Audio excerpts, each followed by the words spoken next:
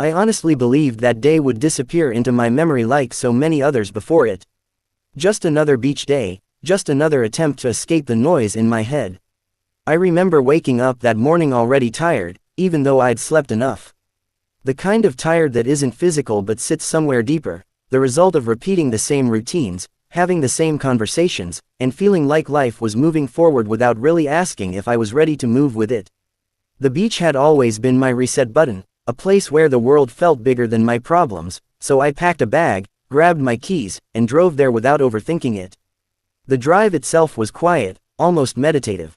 Windows down, salty air drifting in as I got closer to the shore. I didn't have any expectations for the day. I wasn't meeting anyone, wasn't planning anything special. I just wanted to sit, listen to the waves, and let my thoughts untangle themselves. When I arrived, the beach was lively but not overcrowded. Families were setting up umbrellas, couples were walking hand in hand, and a few people were already in the water. It felt normal, comforting in its familiarity. As I laid my towel down and scanned the area, I noticed my neighbor a short distance away. We'd lived near each other for a few years, but our relationship had never gone beyond casual friendliness. A wave here, a quick chat about the weather there. I knew their name, knew what car they drove, and that was about it. Seeing them there didn't feel strange. It was a public beach, after all, but it did add a sense of familiarity to the day, like running into someone you recognize in a crowd and feeling slightly less alone. Time passed slowly, in the best way.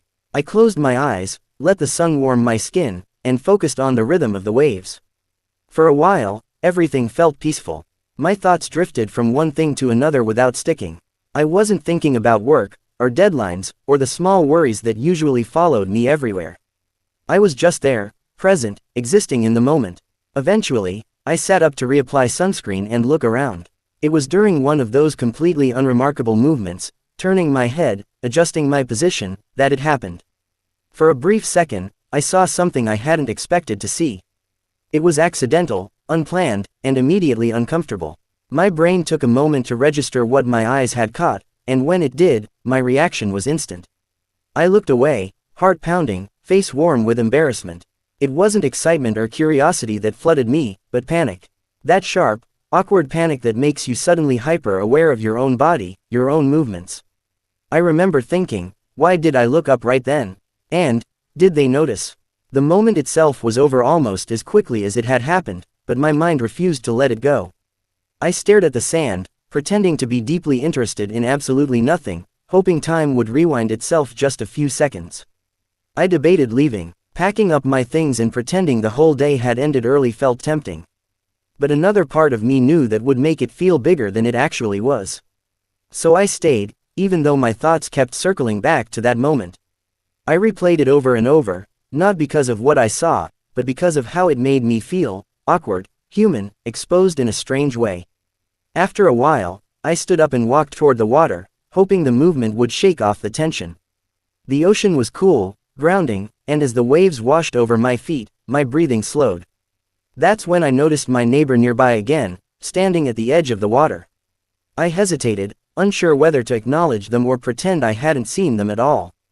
Before I could decide, they looked over and smiled. It was such a normal smile, relaxed and easy, that it caught me off guard. There was no sign of discomfort, no hint of awkwardness. They made a casual comment about how cold the water was, and I laughed, relieved by how ordinary the interaction felt. We talked for a few minutes, nothing deep, nothing heavy. And yet, beneath the surface, something shifted. The moment I had built up in my head as embarrassing or problematic suddenly felt small. As we talked, I realized something important. They weren't carrying the moment the way I was. To them, it seemed like just another part of the day, not worth analyzing or stressing over. That realization made me uncomfortable in a different way, because it forced me to look inward. Why had I been so shaken by something so brief and unintentional? Why did I feel so much shame over an accident? We eventually went our separate ways, but my thoughts stayed tangled. I lay back down on my towel, staring up at the sky, and for the first time that day, I wasn't thinking about work or responsibilities. I was thinking about myself. About how often I overthink harmless situations. About how much energy I spend worrying about how I'm perceived. About how easily I let embarrassment dictate my actions. Later that afternoon, As the sun dipped lower and the crowd thinned, we crossed paths again. This time, the conversation lasted longer. We talked about why we like the beach, about routines, about life in general. At some point, the topic shifted naturally toward confidence and self-image. Nothing explicit, nothing forced. Just honest, reflective conversation.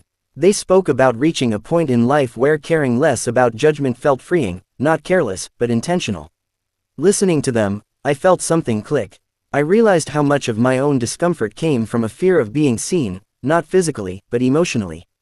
Seen making mistakes, seen being imperfect. That accidental moment at the beach hadn't created the discomfort, it had simply revealed something that was already there.